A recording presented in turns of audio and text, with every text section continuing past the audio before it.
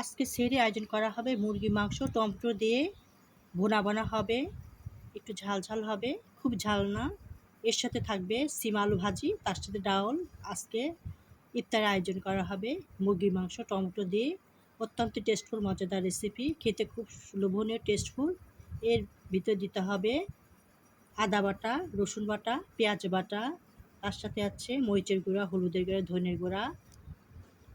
ধনিয়ার গুঁড়া, পেঁয়াজ বাটা, রসুন বাটা, আদা বাটা, পেঁয়াজ কুচি, রসুন কুচি দেওয়া হবে, মরিচের গুঁড়া, হলুদের গুঁড়া, ধনিয়ার গুঁড়া, স্বাদ মতো লবণ, গরম মশলা দিয়ে রেসিপি করা হবে।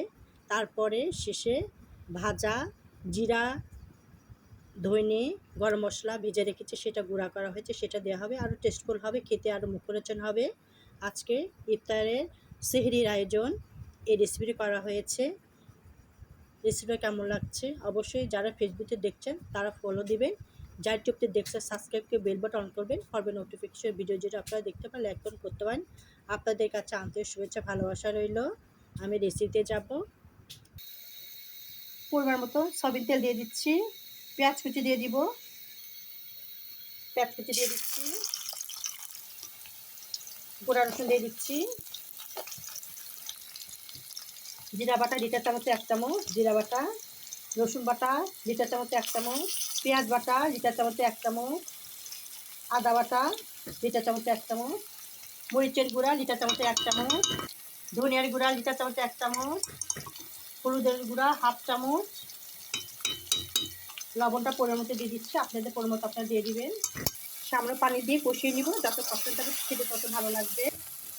যত কষানো যাবে মশলার কাঁচা গন্ধ দূর হবে, সুন্দর একটা কষাতে কষাতে সুন্দর একটা গন্ধ আসবে, খেতে অনেক টেস্টফুল সুস্বাদু হবে। সামান্য পানি দিয়ে কষিয়ে নিব এভাবে। মাংসের সাথে মশলা কষানো হবে, লবঙ্গ, এলাচ, দারচিনি দিয়ে দিচ্ছি, দিয়ে টমেটোটা দিয়ে আর একটু কষানো হবে, হলে হয়ে যাবে কমপ্লিট। পরে গুঁড়া মশলা দিয়ে দিব, মরিচ দিয়ে দিব, মরিচটা ধুয়ে নিচ্ছি,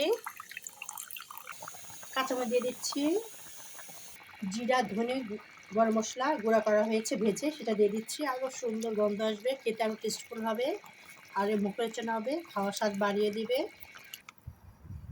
টমেটো দিয়ে মুরগি মাংসের রেসিপিটা কমপ্লিট হয়ে গেছে, অত্যন্ত টেস্টফুল মজাদার সেরিতে খাওয়া হবে। রেসিপিটা কেমন লেগেছে যদি ভালো লেগে থাকে অবশ্যই একটা লাইক কমেন্ট করবেন। আপনাদের কাছে আন্তরিক শুভেচ্ছা ভালোবাসা রইল। আল্লাহ হাফেজ।